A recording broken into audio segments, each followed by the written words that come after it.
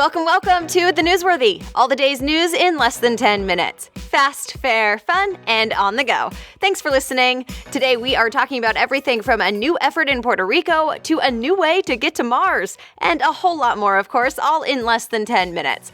I'm Erica Mandy. Today is Friday, September 29th. You ready? Let's do this. Let's start today with a check-in on Puerto Rico. It's been just more than a week now since Hurricane Maria took its toll.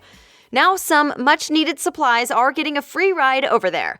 The Trump administration agreed to waive what's known as the Jones Act, that thing that usually means extra taxes on foreign ships going from one U.S. port to another.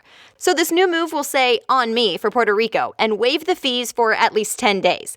The governor there says more gas, food, and flights are finally starting to arrive, but it's all still a struggle. He's back, and he got a standing ovation from other lawmakers. I'm talking about Representative Steve Scalise. He's the congressman who was shot during a baseball practice back in June. They were practicing for a charity game between lawmakers when a gunman just started shooting from behind a fence. Well, Scalise came back to Capitol Hill yesterday for the first time since that shooting happened and plans to get back to work. This Sunday, CBS's 60 Minutes will air the first interview with him since the shooting. The U.S. Health Secretary Tom Price is saying sorry about that. He's also getting out his personal checkbook. The Washington Post reports Price agreed to pay back the government for some of his pricey travel. Reminder, he's already faced a bunch of backlash for taking private jets on his official government trips, which likely means it costs hundreds of thousands of tax dollars, which you and I pay. Reports claim he'll at least pay back $52K. Even President Trump wasn't happy about this whole thing. The U.S. and Russia are teaming up, and this isn't all politics. This is about space, specifically the moon. Wired reports the two countries will work together to build the first space station to orbit the moon. It'll be a place for astronauts to hang out while exploring the moon, Mars, and even beyond. By the way, Time says it's reportedly part of NASA's bigger plan to send humans to Mars by 2030. Well, it's apparently a race to Mars because Elon Musk wants to get 1 million people to live there. Musk is the billionaire founder of SpaceX. He laid out his grand plans for how to get us to Mars during a presentation in Australia. So here are the highlights. He said the big spacecraft to get people there will be called BFR, short for, and I'm not joking, Big Effing Rocket. He said they're still coming up with a real name. He wants the BFR to be a reusable rocket that eventually replaces all of what SpaceX is doing now. You can watch his full presentation if you want. I put a link in today's show notes. Some say it's the future of curing genetic diseases in babies before they're even born. The BBC says Chinese researchers cured a blood disease in a human embryo. It's the first time this has ever happened. And get this, the embryo was made in a lab, like a clone. Of course, critics worry about the ethical issues of this kind of science.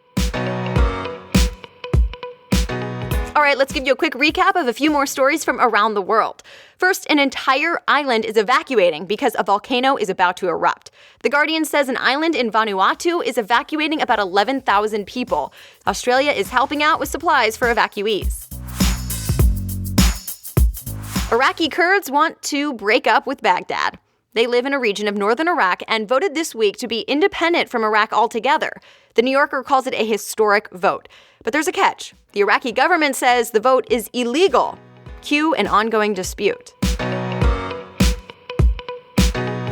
The same sort of thing is expected to happen in Spain this weekend. CNN says Catalonia will vote on Sunday about whether it should break up with Spain.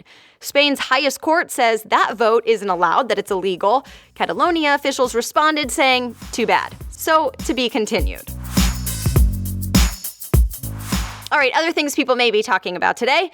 The world of smart screens. TechCrunch says Google is now working on a tabletop smart screen to compete with Amazon's Echo Show. You know, the Alexa device, but with a mini TV screen for things like video calling. The new Google device apparently has a code name, Manhattan. By the way, Facebook is also in this game. The social site has its own plan for a smart screen known as Aloha. It's official. Variety says Meghan McCain will join the ABC show The View. She's Senator John McCain's daughter, and she used to work for Fox News. She's set to start with The View in October.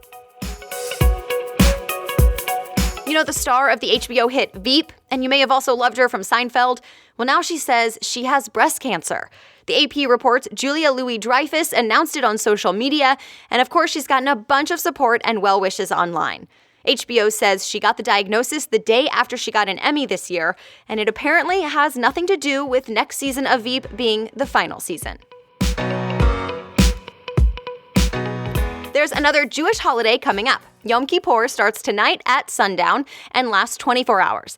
This is a big one. It's considered the holiest day of the year for Jews, and it's that one where you're supposed to fast, not eat anything. But don't say happy Yom Kippur. It's not really a celebration. It's more about reflecting on the past year. Also today, right now, is considered National Coffee Day. Yes, I know this is an important one.